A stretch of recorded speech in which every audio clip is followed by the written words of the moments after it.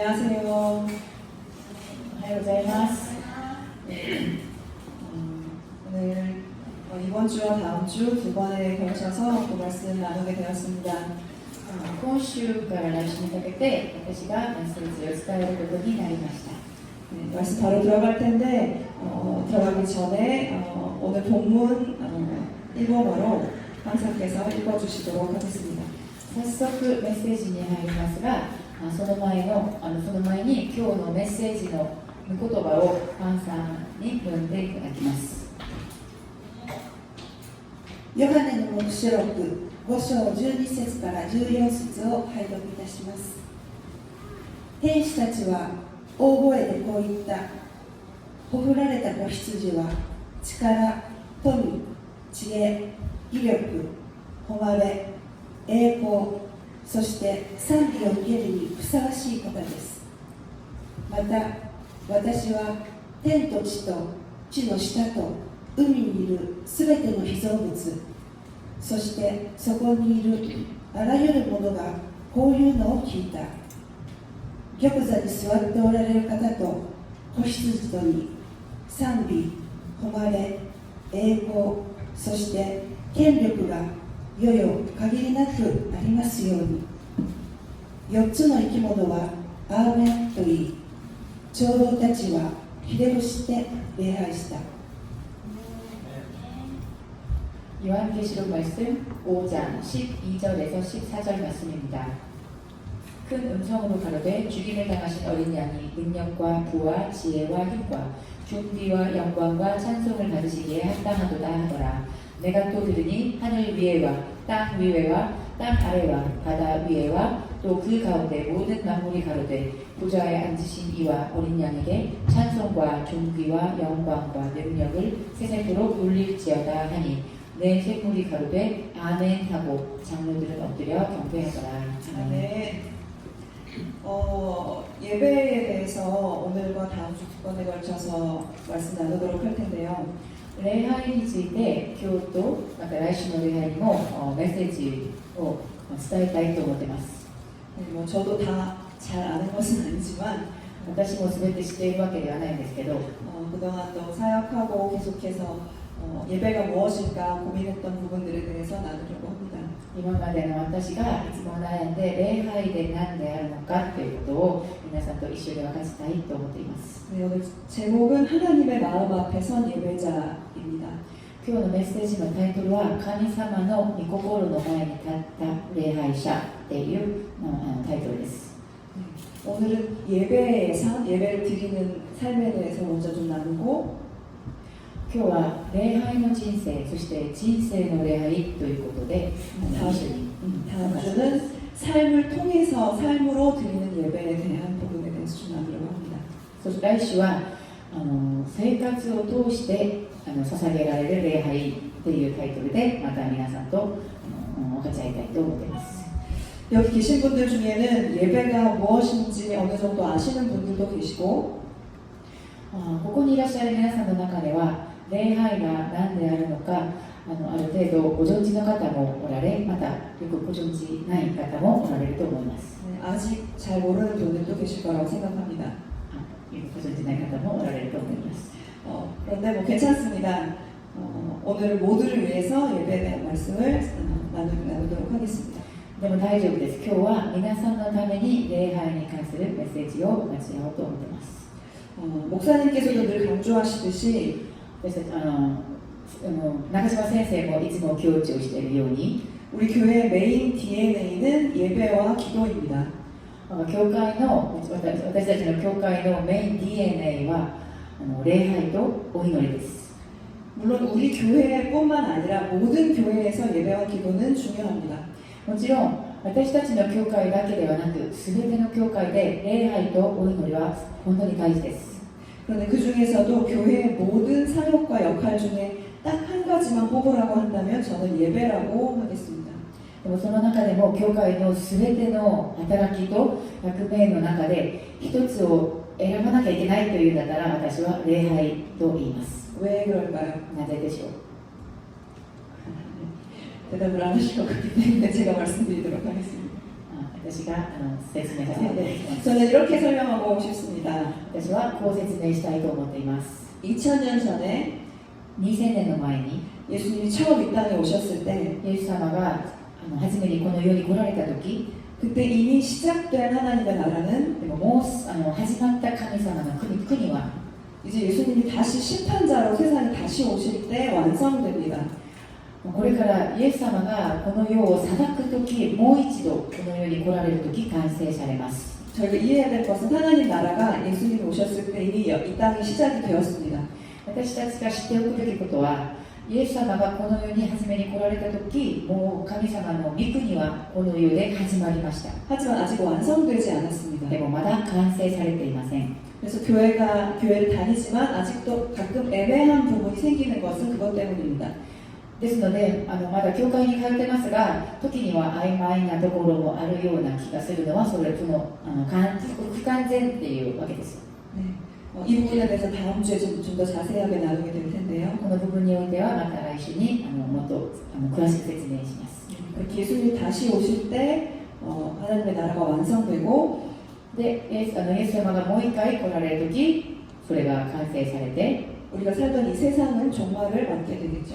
そしてこの世は終わりを迎えます。 물론 그 전에 우리 개인이 하늘나라로 가게 될 수도 있습니다. もちろんその前に私たちが先に天国に行かれることもできます。 근데 그게 언제인지 모르기 때문에 それがいつなのかわからないためです。 그래서 이 두 가지 모두를 종말이라고 부릅니다. でその2つ全部を終わりと言います。 세상의 종말 혹은 개인의 종말입니다.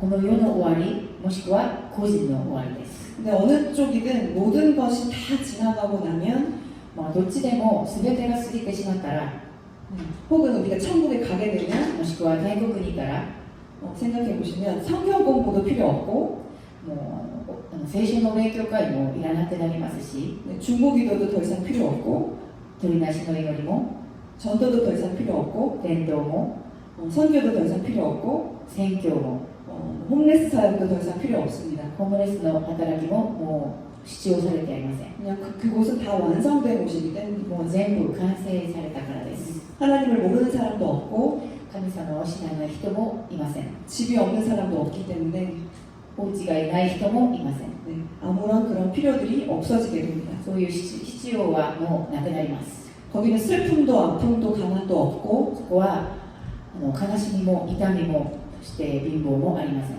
모두가 하나님을 완전히 아는 지식으로 충만할 것이기 때문입니다. すべての人々が神様を完全に知る知識で充満である時になります。 하지만 예배는 남습니다. ですが、礼拝は残ります。 예배는 영원합니다. 礼拝は永遠です。 그렇기 때문에 예배를 위해서 교회가 존재한다고 해도 과언이 아닙니다. ですので、礼拝のために教会が存在すると言っても過言ではありません。 나머지는 다 부수적이라고 하면 조금 과장일까요? その他のすべては全部不随的といえば大げさですかね。 하지만 저는 결국에는 그렇다고 생각합니다. でも私は結局はそうだと思います。 그렇다면 예배에 대해서 저희가 잘 알고 알아가고 실천하는 것이 중요하겠죠.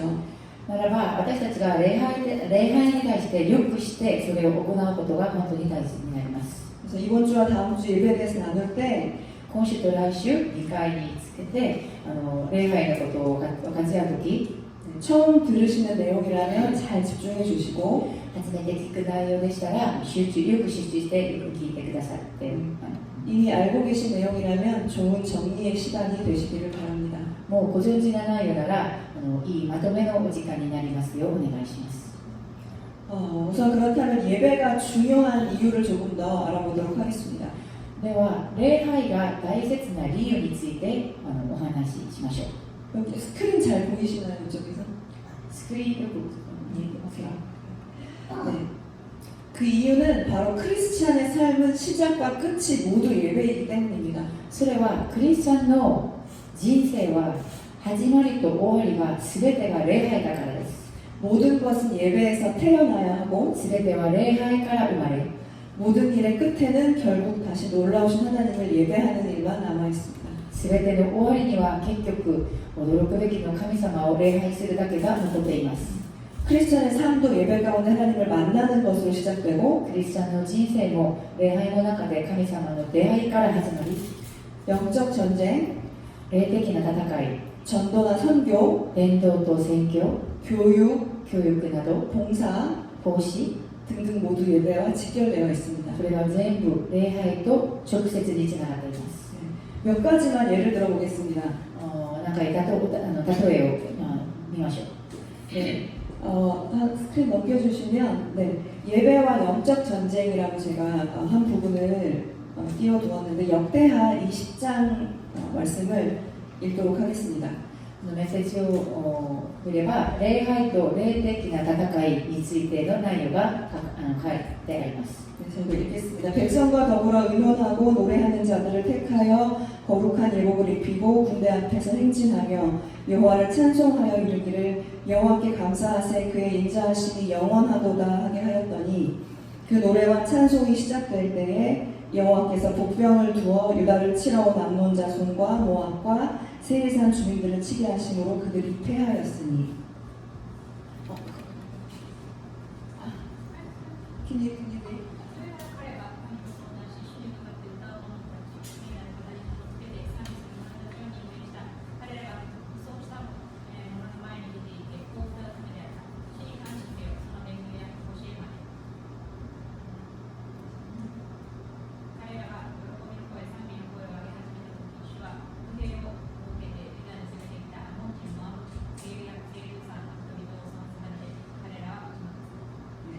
이게 무슨 말이냐면 구약에 보면 여호사밧이라는 사람이 있고 旧約の話を見れば、ヨシュアバテという人が出てきます。 그와 그의 군대가 싸우지 않고 そしてその人とその軍隊が戦わずに、 단지 하나님께 찬양하고 노래하며 예배했을 뿐인데 ただ神様に賛美し、歌いながら礼拝してただけなのに、 하나님이 천사들을 보내셔서 대신 싸우게 하시고 神様が天使たちを送ってくださる代わりに戦わせて、 그렇게 싸우지 않고 전쟁에 승리하게 된 이야기입니다. そして戦争に勝利できることになった話が出てきます。 우리 삶 속에서도 어떤 문제와 직접 싸우는 것보다 私たちの生活の中でも直接に私たちが戦うより、 그 문제 가운데 상황을 너무 잘 알고 있지만 この状況をよく知ってますが、 하나님께 그저 예배함으로 나아갔을 때 私たちがただ礼拝の場所に神様の御前に行くとき、 하나님이 대신 싸우셔서 전쟁에서 승리하게 하시는 경우가 있습니다. 神様が私の代わりに戦ってくださって、そして勝利まで導く、そういう経験を私は何度も見ることができます。 삶 속에서 영적인 전쟁들이 참 많죠. 生活の中でいろんな霊的な戦いが本当に多いですよね。 영적 전쟁이라고 하면 조금 어려운데 하나님으로부터 우리의 포커스를 다른 데로 돌리게 하고 방해하는 모든 것들이 영적 방해고 공격입니다. 霊的な戦いといえば少し理解難しいかもしれませんけど、単純に考えれば私たちが神様に向ける、神様に集中できないように私たちの目をそらす、それをさせる全てのものが私たちの霊的な戦いになります。 그렇기 때문에 예배하는 것과 영적 전쟁은 직결되어 있습니다. ですので礼拝とその霊的な戦いは本当に直接につながっています。 또 하나 넘겨주시면 예배와 전도에 대해서도 잠깐 나누겠습니다. そしてその次、礼拝と伝道についても少しお話。 사도행전 말씀 위기사 그주 원서리 使徒の働きのメッセージを読んでください。 일본어로 먼저 읽고 제가 日本語でお願いします。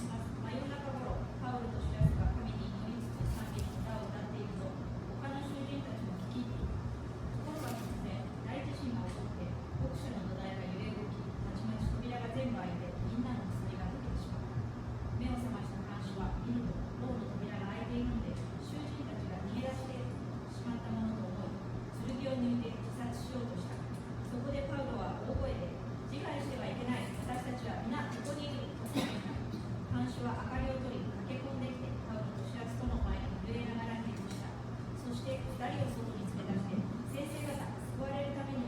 しなければなりませんかと言った。二人は主イエスを信じなさい。そうすればあなたもあなたの家族も救われますと言った。そして彼とその家の者全部に主の言葉を語った。 하나 더 넘겨주세요. 看守はその夜、時を移さず二人を引き取り、その打ち傷を洗った。そしてその後ですぐ彼とその家の者全部がバプテスマを受けた。それから二人をその家に案内して、食事のもてなしをし、全家族揃って神を信じたことを心から喜んだ。 감독부대 제가 읽겠습니다. 한밤중에 바울과 실라가 기도하고 하나님을 찬송하며 제수들이 듣더라. 이에 갑자기 큰 지진이 나서 옥터가 움직이고 문이 곧 다 열리며 모든 사람의 매인 것이 다 벗어진지라. 간수가 자다가 깨어 옥문들이 열린 것을 보고 죄수들이 도망한 줄 생각하고 칼을 빼어 자결하려 하거늘 바울이 크게 소리질러 이르되 내 몸을 상하지 말라 우리가 다 여기 있노라 하니 간수가 등불을 달라고 하며 뛰어들어가 무서워 떨며 바울과 실라 앞에 엎드리고 그들을 데리고 나가 이르되 선생들이여 내가 어떻게 하여야 구원을 받으리까 하거늘 이르되 주 예수를 믿으라 그리하면 너와 내 집이 구원을 받으리라 하고 주의 말씀을 그 사람과 그 집에 있는 모든 사람에게 전하더라. 그 밤 그 시각에 간수가 그들을 데려다가 그 맞은 사리를 씻어주고 자기와 그 온 가족이 다 세례를 받은 후 그들을 데리고 자기 집에 올라가서 음식을 차려주고 그와 온 집안이 하나님을 믿음으로 크게 기뻐하니라. 아멘. 아멘.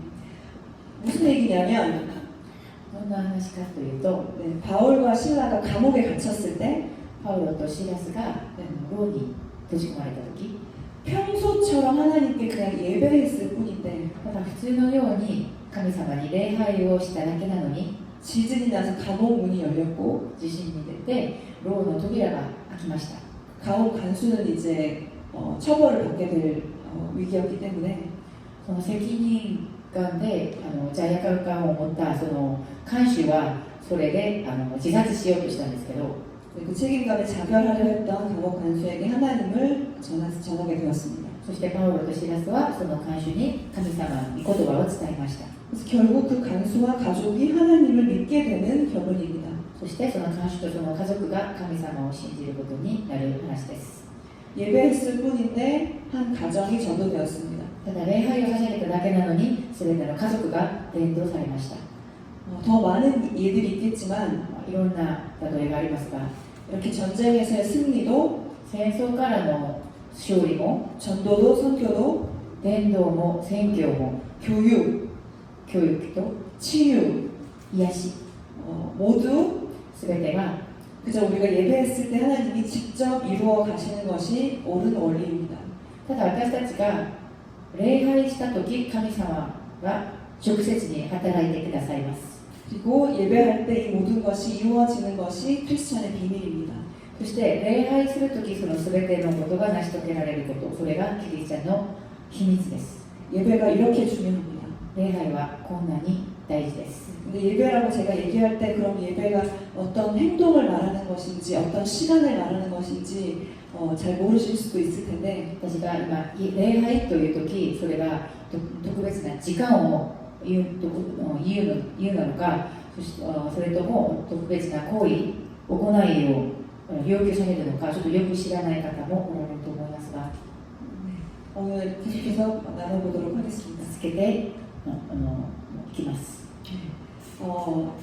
다음으로 넘어가면 예배가 무엇인지 얘기하게 될 텐데 일단은 구약과 신약은 계속해서 한 가지 질문을 합니다.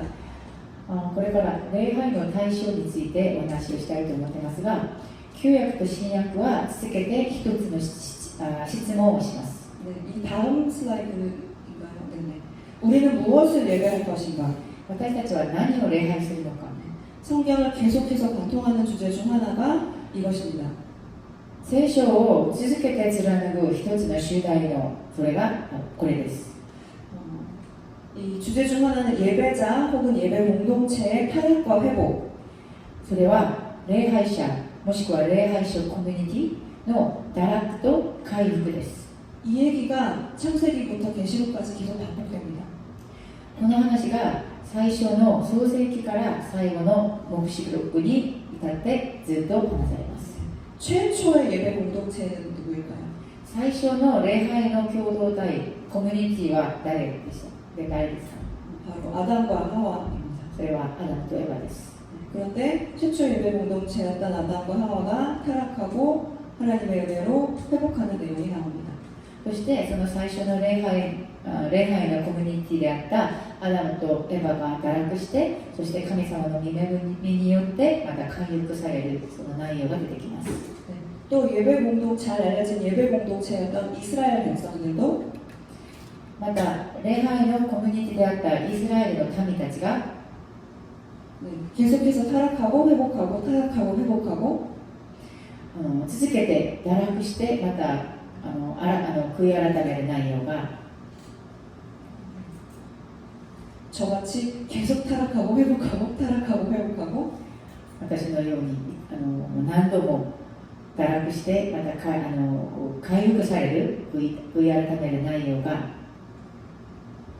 그 얘기가 셀 수 없이 반복됩니다. 数えられないほど繰り返します。 신약에서도 교회가 타락하고 회복하는 이야기가 계속 이어집니다. そしてまた新約でも教会が堕落して回復されるその内容が出てきます。 그것들이 다 어떤 형태를 잃어버렸기 때문이 아니라 それが形として現れたのではなく 무엇을 예배할 것인가가 흔들렸을 때 그 타락이 항상 일어났습니다. ただ何を礼拝するのかというそれがちゃんと立てなかったためこういう間違いを何度も繰り返していたんです。 사실 인간은 무조건 예배하는 것이 본능입니다. 実は人間はもう礼拝するのが本能です。 무언가를 숭배하고 믿고 싶어합니다. 何かに拝んで信じたがってます。 그래서 중요한 것은 대상을 잘 선정하는 것이죠. ですので重要なことは礼拝の対象をよく決めることです。 그럼 예배가 무엇인지 조금 더 성경의 원래 의미를 통해서 찾아보도록 하겠습니다.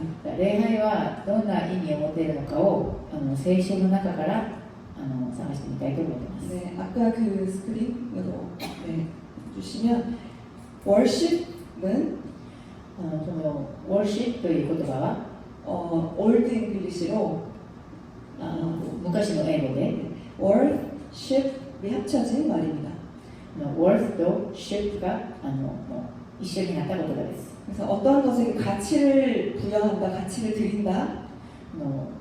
あるものの価値を認める、価値を捧げる。 네, 어떤 사람에게 가치 혹은 존경을 부여하다. ある人に、そしてある対象にその価値、そして尊敬を与えるという意味です。 구약을 보면요. 旧約を見れば 네, 스크린 넘겨주시면 네, 여러 가지 단어로 예배라는 말이 설명되는데 いろんな言葉で旧約では礼拝という御言葉が出てきますが、 보시면 크게 두 가지 단어가 있습니다. 多く分けて2つの言葉を見ることができます。 네, 샤카와 シャカと 아바드. アバトです。 네, 뭐 모르셔도 괜찮습니다. 이런 거. 知らなくても大丈夫です。 그리고 인터넷에 보시면 다 나와 있는 것이니까 이렇게 원어도 비교해 보면서 항상 성경 공부하시면 도움이 됩니다. 聖書勉強会の時でも聞こえる、もう知らなくても大丈夫だと思います。 샤카는 엎드려 절하다라는 뜻이 많고 うっとりする 그리고 で、 아바드는 アバードは 서비스, 섬기다, 봉사하다라는 뜻이 많습니다. 使える、奉仕するという意味を持っています。 우리가 이렇게 예배 ひれ伏す、おまもひれ伏すですよね。うっとりするって書いてあった。おまもひれ伏すという意味です。 네. 두 가지 뜻이 있는데 저희 중에서도 예배를 드리러 오시는 분들 보면 その中でも礼拝を捧げるために来られる方を見たら 직접 하나님께 이렇게 찬양하고 기도하는 것을 더 좋아하시는 분도 있고 하나님께 이렇게 직접 기도하고 찬양하는 것을 더 神 좋아하시는 様に 분도 直接 있고 にお祈りをして、そして賛美を捧げるプレーが好きなお方がい 뭔가 ますし、 섬기고 봉사하는 것을 더 좋아하는 분도 계십니다. そして教会のコミュニティの中でいろんな奉仕で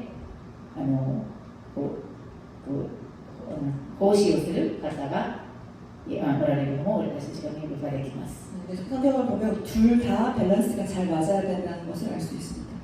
そして聖書を見ればその2つのバランスが本当に重要であることを私たちは知ることができます。 이 단어들이 사용된 곳을 몇 군데만 찾아보도록 하겠습니다. この単語が使われたそのところを聖書からちょっと探してみましょう。 네, 넘겨주시면 네, 아까 방금 읽은 여호사밧 이야기 さっき読んだヨシュバテの話が出てきます。 거기도 예배했던 장면이 나옵니다. ここでも礼拝を捧げたっていう話が出てきます。 네, 일본어로 먼저 읽도록 하겠습니다. 다 함께 읽겠습니다. せーの。それでヨシャバテは地にひれ伏した。ユダはすべての人々とエルサレムの住民も主の前にひれ伏して主を礼拝し。 여호사밧이 몸을 굽혀 얼굴을 땅에 대니 온 유다와 예루살렘 주민들도 여호와 앞에 엎드려 여호와께 경배하고 next 민수기 읽겠습니다. 세노 せーの。モーセとアロンは集会の前から去り、天の天幕の入り口に出てひれ伏した。すると主の栄光が彼らに現れた。 모세와 아론이 회중 앞을 따라 회복에 이르러 엎드림에 여호와의 영광이 그들에게 나타나며 시행 せーの。あなたのうちに他の神があってはならない。あなたはあなたの神を奪ってはならない。 너희 중에 다른 신을 두지 말며 이방 신에게 절하지 말지어다. 하나 더 하겠습니다. 出エジプト記せーの。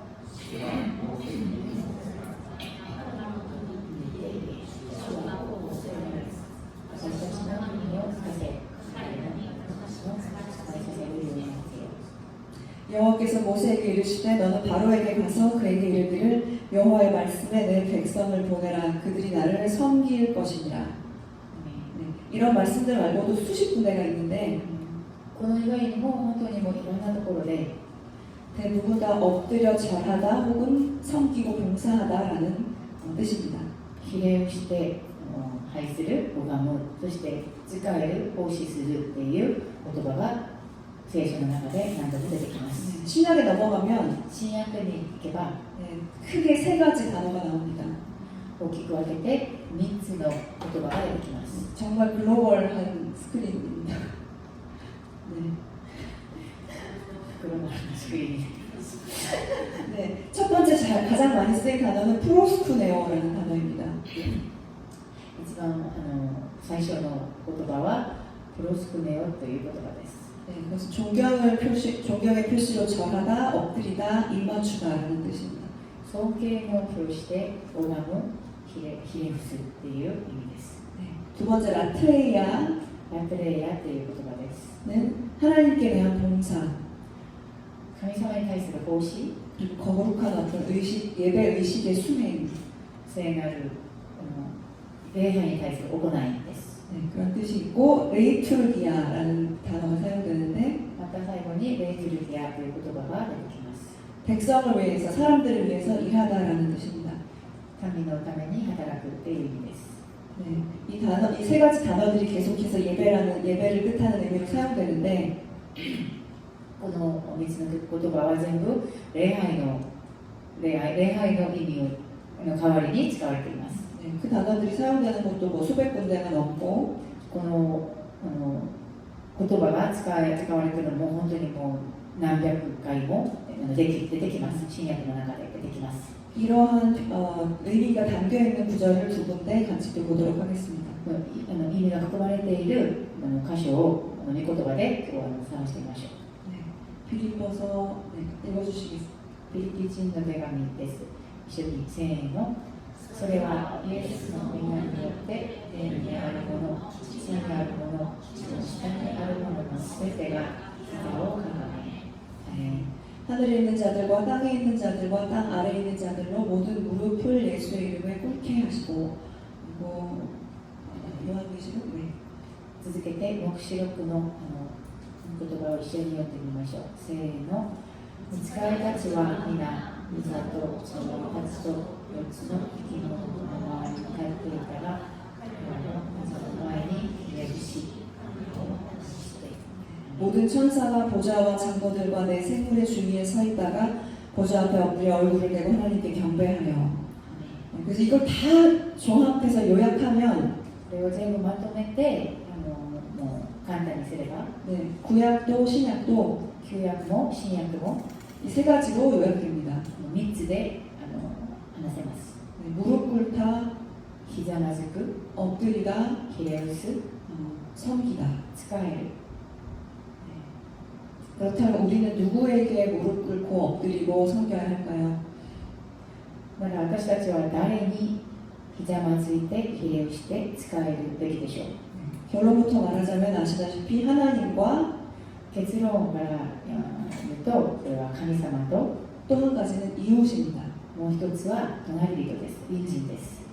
무릎 꿇고 엎드려서 하나님을 섬기고 ひざまずいてひれ伏して神様に仕え、 또 이웃을 섬기는 것인데요. また隣人を仕えることです。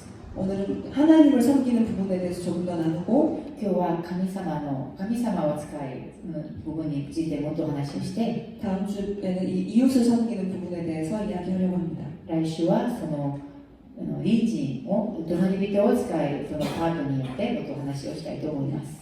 하나님을 예배하고 섬기는 부분에 있어서 神様に礼拝して使える部分において、 네, 제일 우선적인 방식은 優先的な形としては 개인 예배입니다. 個人礼拝です。 네, 내 개인이 하나님 앞에 온전히 머물면서 その個人の一人が神様の前で 그분과 1대1의 교제를 나누는 것입니다. 一対一の関係を結ぶということです。 물론 온 자연과 천사들이 지금도 드리고 있는 찬양에 비하면 もちろんこの全ての自然と作られたものと天使たちが今も神様に捧げれているその賛美に比べれば 우리가 목소리나 삶으로 내고 있는 소리는 私たちの声で、そして私たちの生活で捧げているその礼拝は 뭐 오래돼서 낡은 문이 끼익거리는 것 같은 그런 소리를 우리는 내고 있지만 もう古くなったドアから出てくるその音みたいにあまりにも嬉しくない美しくないそういう音で 또 우리 마음속도 뭐 그다지 항상 아름답지는 못하지만 そして私たちの心もそんなに綺麗ではないんですけれども 하나님은 꽃이나 바다나 천사들이나 어떤 유명한 성악가의 목소리보다 神様は花、海、そして天使、有名なシンガーの歌の声より 우리의 마음과 목소리를 더 기뻐하십니다. 私たちの心と私たちの声にもっと喜んでくださいます。 갓난아기가 엄마 품에 안겨서 엄마와 눈을 맞추는 것 赤ちゃんがお母さんの胸に抱かれてママと目を合わすこと 이것이 개인 예배입니다. これが個人礼拝になります。 이걸 뭐 목소리로 하는 찬양이라고 하면 声を出して賛美をしたいというなら 뭐 음치여도 괜찮습니다. 音痴でも大丈夫です。うまくできなくても大丈夫です。 찬양 리더라면 조금 곤란할 수도 있겠지만 賛美のリーダーなら少しまだ話が違うかもしれませんけど 개인 예배에서는 다 괜찮습니다. 個人の礼拝では何でも大丈夫です。 이 시간에는 어떤 말이라도 해도 좋습니다. この時間にはどんな言葉でも大丈夫です。 저도 이런 것까지 기도에서 하나님 앞에 말하면 하나님 조금 충격받으시지 않을까? 私ももし私がこんな言葉で話したら神様ちょっと驚かないかなと思ったこともあります。 네, 하나님 놀라시지 않으십니다. 神様は驚きません。 정말 특이한 자녀들이 많기 때문에 本当に特別ないろんな子供たちが多いので 네, 하나님 놀라지 않으십니다. 神様は絶対に驚きません。 이미 다 알고 계시기 때문에 す 놀라지 べてを 않으십니다. もうご存知なので驚きません。 내 힘으로 다 해결하고 정리한 후에 하나님께 보고 드리는 것이 아닙니다.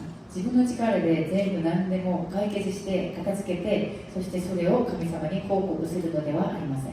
도와달라고 할 때 아버지는 기뻐하십니다. 助けてくださいと助けを求めるときお父さんは喜びます。 나의 상태가 최악일 때, 自分の状態が最悪な場合、 기도도 나오지 않을 때 お祈りさえ出てこない時でも 주님을 조용히 부르면서 主の皆をその静かに入れながら 저는 이렇게 기도를 시작합니다. 私はこう祈りを始めます。 주님 뭐라고 기도해야 될지 모르겠습니다. イエス様、私は何を祈ればいいのかさえも分かりません。 그렇게 기도를 시작하면 그 다음에 기도가 어떻게 이어집니다. それから始まって何とか神様が導いてくださいます。 이렇게 하나님과 1대1의 시간 속에서 こうして神様の1対1の関係の中で 마음과 마음을 나누는 것, 心と心を分かち合う。 내 마음이 하나님께 전해지고 私の心が神様に届け、 하나님의 마음이 나에게 전해지는 神様の御心が私たちに届けられる、 그 모든 순간이 예배입니다. その全ての瞬間が礼拝です。 꼭 노래를 하고 있을 필요 없습니다. もう特に歌をずっと歌ってる必要はありません。 삶을 살아가는 어떤 순간 속에서도 일어날 수 있는 일이죠. 普通の生活の中でも起こることです。 한 가지 제가 고백하자면 私が一つ告白すれば、 천국에 가면 24시간 내내 영원토록 예배한다라는 말을 처음 들었을 때 前私は天国にいたら24時間ずっと、そして永遠まで礼拝するっていう言葉を初めに聞いたとき、 저는 좀 피곤하겠는데라고 생각했었습니다. 私はそれは少し疲れるなと思ったことがあります。 계속하는 것은 조금 피곤할 것 같다는 생각이 들었습니다. 礼拝は好きなんですけど、それを続けて休まずに行くっていうのは疲れるなと思ってました。 그러다가 어느 날 それでそのある日、 예배 중에 아주 깊고 온전하게 礼拝の中で、深く完全に 제 마음이 하나님과 맞춰지는 것처럼 느꼈을 때가 있었는데 私の心が神様の御心とぴったりに一つになったような気がしたことがその時があったんですけど、 마음과 마음이 이렇게 클릭하는 것 같은 心と心がクリックされたみたいな感じでした。 여러분도 그런 적이 있으셨을 거라고 생각하는데요. 皆さんもそういう時があったと思いますが、 그 순간 저는 その瞬間私は 이런 거라면 계속 할 수도 있겠다. こんなものなら続けられてもいいと思いました。 24시간도 이런 상태라면 24시간도 할 수 있겠다. こんな状態なら24時間もできる。 그런 마음의 상태를 경험해보는 일이 거의 없기 때문에 こういう経験をしたことがあまりなかったので、 하나님 안에서 완전한 만족을 느끼는 순간을 경험하자. 神様の中でもう本当にもう充満な満足を経験する、それができたら、 이런 거라면 계속 할 수도 있겠다. これならずっと続ける、 라고 続けられると 생각하고 思いました。 아니 이 순간이 끝나지 않고 영원했으면 좋겠다라고 생각했습니다. いや、この瞬間が終わらずに永遠に続けてほしいとも思いました。 그것이 천국입니다. これが天国です。 그리고 찬양뿐 아니라 この賛美だけではなく、 가요나 일반 노래에도 가장 많이 등장하는 단어 중 하나가 무엇일까요? 一般的なこの世の歌で一番多く登場する言葉の一つが何でしょう。 아마 영원히일 것입니다. おそらく永遠にですよね。 네네. 가요는 늘 영원히 사랑하겠다고 말합니다. この世の歌ではいつも永遠まで永遠に愛すると言います。 그래서 영원히 무엇일까요? で、その永遠って何でしょう。 나중에 언젠가를 말하는 そ 것일까요? の後のいつかを言うことでしょうか。 영원은 오히려 지금 프레젠트, 지금이 계속되는 것입니다. 永遠はむしろ今のプレゼントはそれが続けていくものです。 늘 현재만 있는 것입니다. ずっと現在だけが存在するものです。 지금 또 지금 그 다음에 또 지금이 계속되는 것입니다.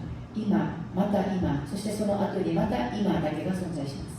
그래서 천국에는 과거의 수치도 없고 ですので、天国には過去の恥もない、 미래 두려움도 없는 곳입니다. 未来の恐れもないところです。 제가 예배 중에 아무것도 원하는 것이 없다고 느낄 만큼 행복하고 만족해서 私が礼拝の中でも何ももうこれ以上望むものもない、それを感じるほどもう幸せで満足で、그 순간이 계속되었으면 좋겠다라고 생각했다고 말씀드렸는데요. この瞬間が続けてほしいと思ったことがあるとおっしゃいましたが、 천국은 그렇게 최고로 행복하고 만족스러운 상태가 계속되는 곳입니다. 天国はそういうふうに最高で幸せで満足な状態が続けていくところです。 그래서 장소라기보다는 상태에 가깝다고 で 생각합니다. すのでそれは場所というより状態ということをもっと表します。 그러니까 우리가 이 땅에서도 천국을 맛볼 수 있는 것이죠. ですので私たちはこのように生きながらも天国を味わうことができるということです。 반대로 지옥은 하나님 없이 가장 불행한 현재가 끝나지 않고 계속되는 상태겠죠. 逆に地獄というのは神様なしに一番不幸な現在が終わらずに続けていく状態になります。 그래서 이 땅에서도 지옥을 경험하면서 사는 사람들이 있는 것입니다. ですのでこの世でもこの地の上でも地獄を経験しながら生きている人がいるわけです。 이렇게 하나님의 임재와 통치를 맛보아서 こうして神様のご臨在と治めを味わって 이것이 계속되었으면 하고 계속 사모하는 것이 개인 예배입니다. これがずっと続けてほしいと慕うこと、これが礼拝です。 근데 우리가 이 땅에서 경험하는 예배는 でこれ私たちがこの世で経験する礼拝というのは 시식 코너 같은 것이어서 샘플 スーパーマーケットでこう少しずつこう食べ物と料理を味わう買う前にあれなんていうの試食コーナーで味を味わうそれと同じもので Thank you for your participation. すいません 먹어 조금 맛을 보는 것입니다. 少し味わうだけです。 근데 너무 맛이 있으면 すごく美味しいと 값을 지불하고 사는 것입니다. それを支払ってそれを物を買うんですね。 다 먹기 위해서. 全部食べるために 온전한 것을 먹기 위해서. 全て完全にそれを全部食べるために買います。 온전한 것을 누리게 될 그날을 바라보면서 完全にそれを楽しめるその日を考えながら 우리는 가끔 이렇게 시식을 하고 있습니다. そして私たちはそれをたまに試食をしています。 네, 가끔 경험하는 하나님의 은혜와 위로도 たまに経験する神様の恵みとそうしたその癒し 이렇게 좋은데 それもこんなに素晴らしいのに 그게 100%가 되는 そ 날 れが 100% になる日 얼마나 좋을까. どのぐらいそれは美しいでしょう。 그것을 상상하면서 それを想像しながら 예배입니다. 行くことそれがこの世の礼拝です。 또 한 가지 넘어가자면 동시에 その同時に 성경을 자세히 보면 聖書をよく見たら 예배는 대부분 다른 사람들과 함께 礼拝は他の人と一緒に 네, 형제 자매들과 함께 드려집니다. また兄弟たち姉妹たちと一緒に捧げられています。 성경은 놀랍게도 聖書は驚くべき 예배나 신앙생활에 대해서 얘기할 때 礼拝と信仰の生活の時の話をするとき 나라는 표현보다 우리라는 표현으로 私っていう表現より私たちっていう表現で 예배와 교회를 설명하는 경우가 더 많습니다. 礼拝と教会を説明する場合が多いです。 네, 스크린에다 넘겨주시는 히브리서 말씀이나요? ヘブル人への手紙の御言葉を見ます。 네, 함께 읽도록 하겠습니다. 日本語で一緒に読んでみましょう。せーの。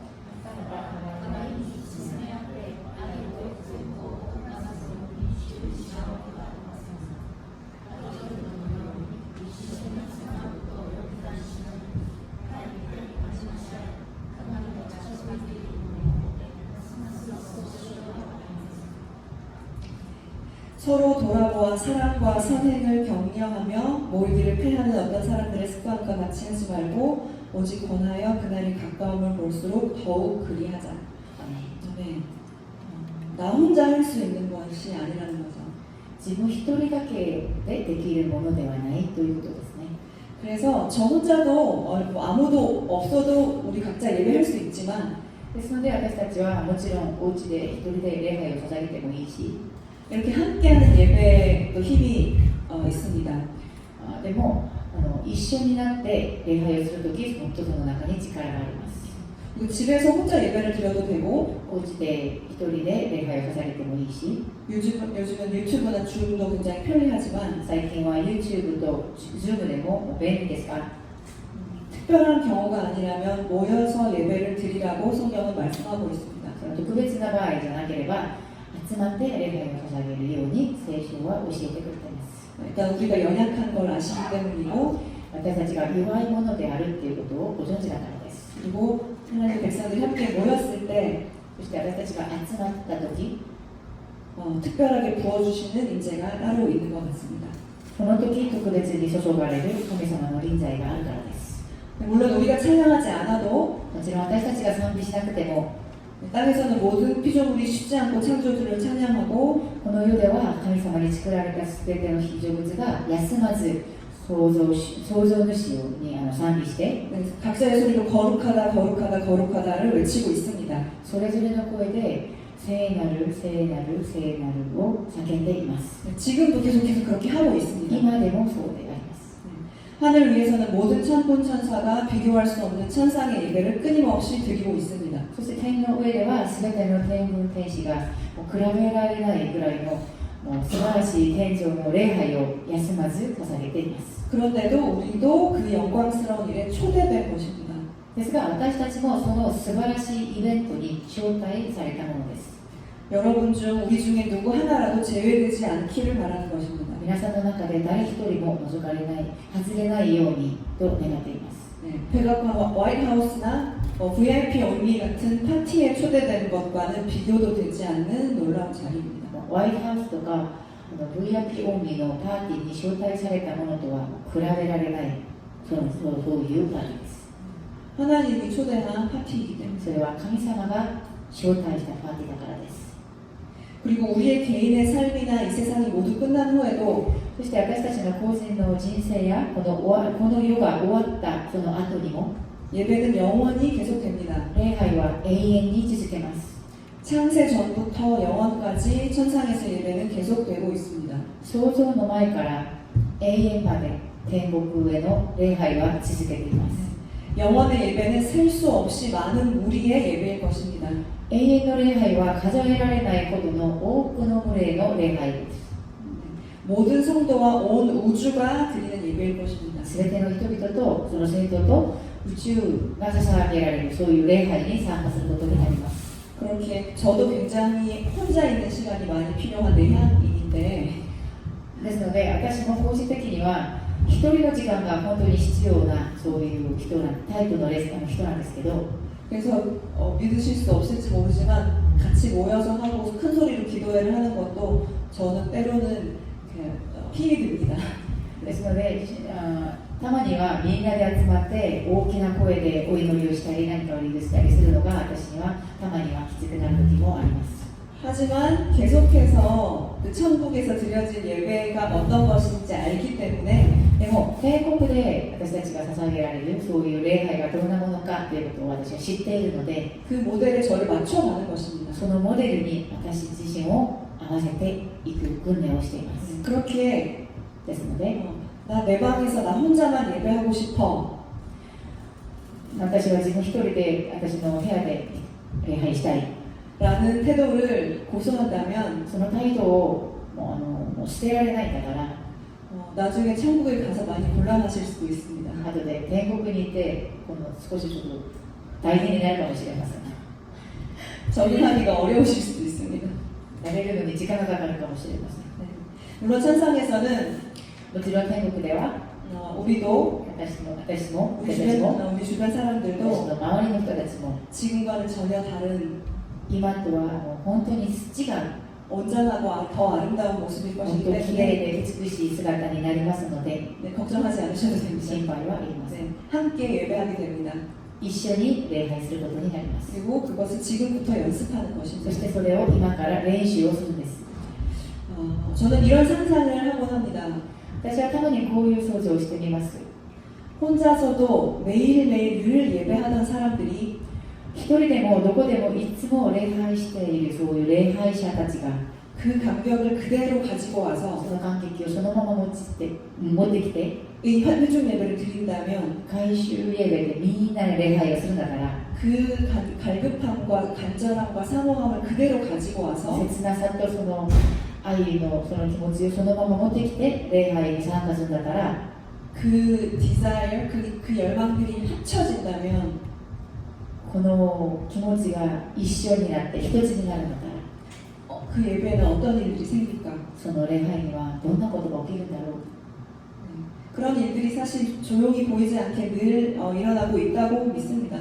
そういうことは目には見えないけど本当に起きているって信じます 매일의 삶에서 하나님과 깊은 교제를 나누고 毎日の生活で神様と深いフェローシップを持って 하나님을 경험한 그 주의 이야기들로 神様を経験したその話 그런 이야기들로 넘치는 사람들이 その話がもう溢れるほどのそういう経験者たちが 그 감동을 가지고 모여서 예배한다면 어떻게 될까? その感動を持って集まって礼拝するんだったらどうなるんだろう 그런 우리 한 사람 한 사람이 そういう一人一人が 단순히 참석, 자리를 채우는 것이 아니라 ただの参加じゃなくて 모두가 온 마음과 온 힘을 내에 참여한다면 全てがもう心を尽くして力を尽くして礼拝するんだから 우리 예배는 또 달라질 것입니다. 私の礼拝はもっと多く違くなります 그것을 위해서 저희가 또 매주 기도하고 준비하고 있습니다.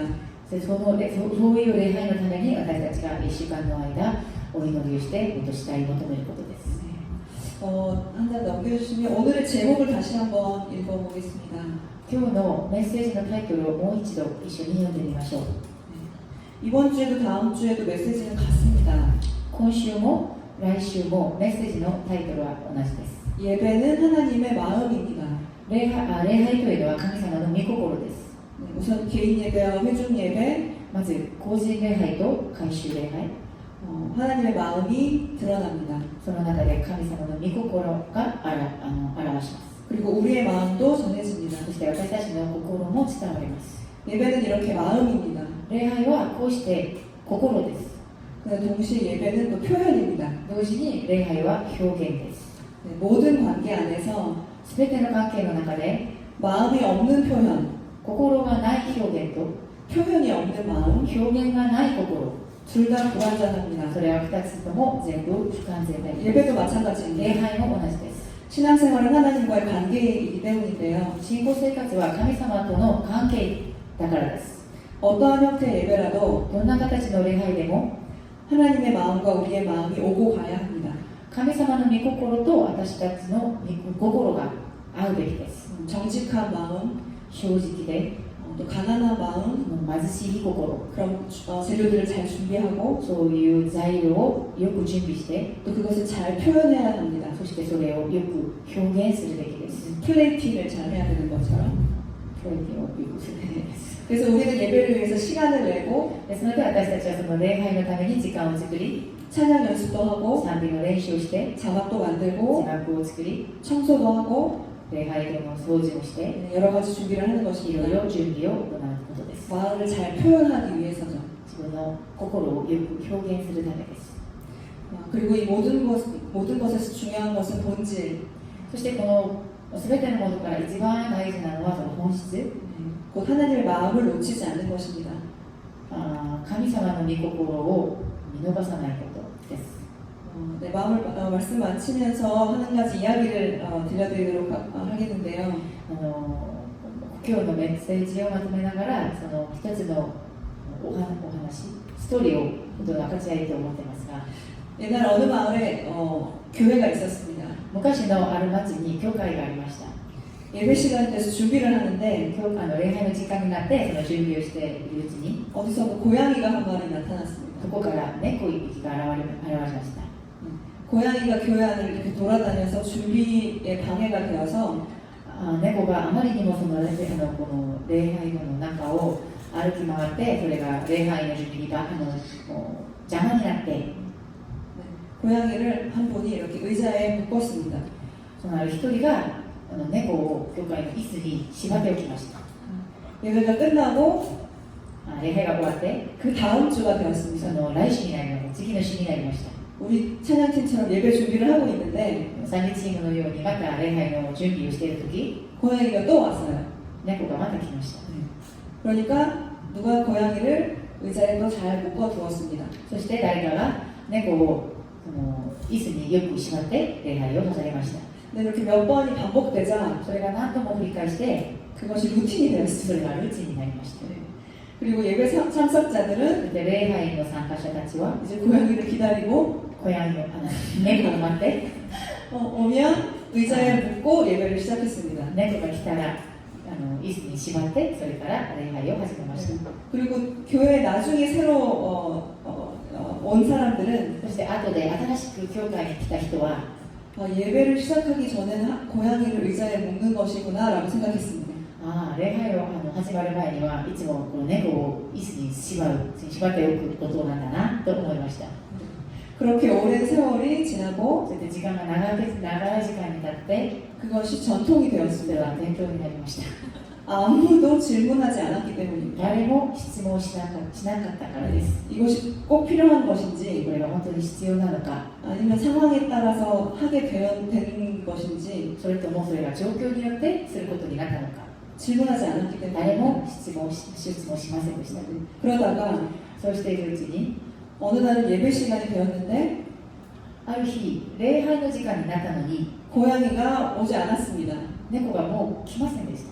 그래서 예배를 준비하는 사람이 급히 나가서 고양이를 구해와서 의자에 묶었다고 합니다. そして礼拝の準備する者が急に遅く寝れていて猫を用意してきてそれから猫を 의자에 묶고 예배를 시작했다고 そ 합니다. れから猫を椅子に縛ってそれからまた礼拝を始めま 어느 した。 교회인지 모르겠지만 まあそれがどんな町か知れませんけど、 저희 교회는 아니지만 うちの教会みたいなものじゃないと思うんですけど、 포인트는 이것입니다. ポイントはこれです。 네. 우리 중에는 그런 습관들이 없는가? 私たちの中にはこういう習慣はないのか。 저도 찬양을 하는 사람이기 私 때문에 も賛美するものなので、 꼭 후렴은 2번 반복해야 하는가? どうしてもそのコーラスの部分は2回繰り返さなきゃいけないのか、 꼭 마칠 때는 3번 반복해야 하는가? いつも終わるとき、その最後の部分は3回繰り返さなきゃいけないのか、 그리고 꼭 리더는 이렇게 사람들을 바라봐야 하는 것인가? そしてその賛美チームのリーダーはいつもその回収を向けてちゃんと目を合わせなきゃいけないのか、 그리고 어떤 곡이 끝나면 악기가 다 빠지고 목소리로만 하는 것은 전통인 것인가? そしてあるときは楽器が全部抜けて人の声だけでそれを続けていくのはそれは伝統みたいなのか、 찬양만 생각해도 賛美だけを思っても 이런 형식들이 있습니다. 形式の形のそれがありますね。 그것이 좋기 때문에 それがいいから 오랜 시간을 걸쳐서 생긴 약속 같은 것입니다. 長い間続けてきた約束みたいなものになったんですね。 하지만 본질은 아닐 수 で 있습니다. もそれが本質ではないですよね。 언제든 바뀌어도 괜찮은 いつ 것들입니다. でも変わっても大丈夫なものです。 네, 찬양뿐 아니라 賛美だけじゃなくて 예배에도 礼拝の中でも 또 우리 삶에서 신앙생활에도 私たちの生活の中でも 어떤 건강한 약속들은 있지만 健康的な約束は存在しますが、 그리고 서로 함께하기 위한 약속들은 そしてみん 있지만 な一緒になるための約束である。 우리가 하는 모든 형식들이 다 본질은 아닙니다. でもその私たちがやっている今すべてのものが全部本質ではないこともあるんです。 그래서 코러스를 반복하지 말자 이게 아니라 ですからコーラスを2回やらないようにとか、 왜 그렇게 하는지를 질문해야 한다는 것입니다. その前になぜそうしなきゃいけないのかっていうことを質問することですね。 아마 처음 그렇게 했던 사람은 多分おそらくその最初にこうしていた人は 한 번 불렀는데 1回歌ったのに 한 번만으로는 하나님을 향한 내 마음이 다 전달이 되지 않았다고 느껴서 1回歌っただけでは神様に対する自分の思いがよく伝わらなかったと思って 한 번 더 불렀을 것이고 もう1回歌ったかもしれませんし、 찬양을 함께 부르다가 賛美を一緒にやっているうちに 하나님의 임재와 그 감동이 너무 깊어져서 神様のご臨在とその感動があまりにも多くなって 더 이상 악기 연주하는 사람들이 楽器の演奏者たちが 아무것도 연주할 수 없어져서 誰ももう続けて演奏することができなくなって 그냥 그 영광 앞에 너무 잠잠해져서 その大きな神様の栄光の前でただ沈んで 그렇게 다 잠잠해졌을 때 沈んで静かになった時 하나님이 우리에게 주신 악기 목소리만 흘러나오고 神様が私たちにくださった優秀な楽器のこの音で音声で 그렇게 깊은 예배로 それが賛美になってそれが礼拝につながる 모든 백성들이 노래하는 そしてそれぞれ会衆の皆さんが一緒に歌う 그것이 아마 처음 경험이었을 것입니다. 多分それがこの始まりじゃなかったかな最初にこういうことがあったんじゃないかなと思ってます 그런데 그것을 본 사람들이 でもそれを見た人が 고양이를 꼭 의자에 묶어야 되는구나 라고 생각한 것처럼 あ礼拝の前ではいつも猫を縛っておくことだなと思ったように 나도 저렇게 해야 되겠다. 私もそうしないとな 저렇게 하니까 멋있구나 こうするとかっこいいな 라고 생각해서 생각하지 않고 따라하기 시작한 것 같아요. と考え始めて自分はちゃんと質問せずに考えずにそれを真似していく 네, ことになるかも 우리도 교회 주일날 아침부터 저녁까지 스케줄을 보면 私たちも教会の朝から晩までのスケジュールを見たら 아니면 어떤 프로그램을 보면 そしてそのプログラムを見たら 정해져 있는 것들이 많이 있습니다. その中の決まりということがあるんですね 하지만 그것들이 다 본질일까요? でもそれが全部本質でしょうか 본질일 수 있습니다. もちろん本質であることもあります 그런데 가끔씩은 그것을 질문하는 것이 필요하다는 말씀입니다. でもたまにはそれに関して質問することも必要だと思っています 우리가 행하는 대부분의 것들은 오랜 세월을 걸쳐서 私たちの行う形式やそういう順番などは長い間長い時間をかけて 네, 정해진 교회의 약속 같은 것이기 때문에 それで決まった教会の約束みたいなものです 그리고 전문가들 専門家 또 신학자들 神学者 또 목사님들 牧師の先生とか 또 다양한 부분에서의 섬겼던 분들이 いろんな分野で使えられた先生たちが 성경도 보고 もう聖書を読んで 고민도 하고 もう十分悩んで 의논도 하고 議論をして 그렇게 정해진 전통이기 때문에 そして決められた、伝統みたいな約束ですね 대부분은 이유와 의미가 있습니다. ですのでそのもう大体は、その理由とその意味があります 예를 들어 손을 드는 것 手を挙げるってことは 멋있어 보이려고 하는 것이 아니라 かっこよく見せるためじゃなくて 하나님을 의지한다는 제스처입니다. 神様だけを頼るっていうジェスチャーですね 초신자는 요만큼 올리고 오래 다닌 사람은 이렇게 많이 올리는 것이 아니라 初めに来た教会に来た人は少し上げて長く来ている人はもうこんなに高く上げるそういうことではありません 하나님만을 의지한다는 제스처입니다. それは神様に神様だけを頼りますっていう私たちのジェスチャーです 네. 그리고 우리 교회에서는 하지 않지만 で私たちの教会では行いませんけど 말씀을 읽거나 찬송가를 부를 때 자리에서 일어나는 행동도 御言葉を読むとき、そして賛美歌を一緒に歌うとき、自分の席から立つ、そういうことも 왜 이렇게 앉았다 일어났다를 계속 반복하게 하지? 라고 궁금하셨던 점이 있을 텐데 なんで座ってまだ立ったりするのを繰り返すんだろうって質問したかもしれませんけど 하나님을 존중하며 하나님 앞에 일어나는 행위입니다. それは神様の前で自分の尊重気持ち、それを表現する行為です 네. 이런 것들이 아주 많이 있는데 いろんなことがもう本当にいっぱいあるんですけど 이것들을 다 알고 질문하고 궁금해하면서 한다면 私たちがこういうものを全部質問してそれを分かりながらこの意味を全部分かることになるんだから 네, 우리 예배는 습관적으로 하는 것보다 私たちの礼拝はただの習慣的より 훨씬 더 큰 감격으로 가득 차게 될 것입니다. 最も大きい感激に満ち溢れると思います 네, 말씀을 마치도록 하겠습니다. 今日のメッセージはここまでにします 우리는 오늘 주일 오전 9시 45분 私たちは今日の日曜日の礼拝を午前9時45分と 네, 오후 1시에 예배를 드립니다. 午後1時に回収礼拝で捧げます。 이것은 우리 회중 예배입니다. これは私たちの回収礼拝です。 그리고 이 시간 이후부터 そしてこの時間の後からは、 나머지 6일 플러스 22시간 その残りの6日間とそのプラスの22時間は 개인 예배의 시간입니다. 個人礼拝が始まります。 개인의 삶 속에서 自分一人一人の生活の中で、 또 다 함께 모였을 때 もしくはみんなで全部集まった時、 찬양함으로 賛美しながら、 또 기도함으로 祈りながら、 그리고 이웃을 섬김으로 隣人を使いながら、 또 하나님 말씀에 순종함으로 神様の御言葉に従順して 하나님을 생각하는 것으로 神様を考える、 예배하는 것입니다. それで礼拝を捧げることです。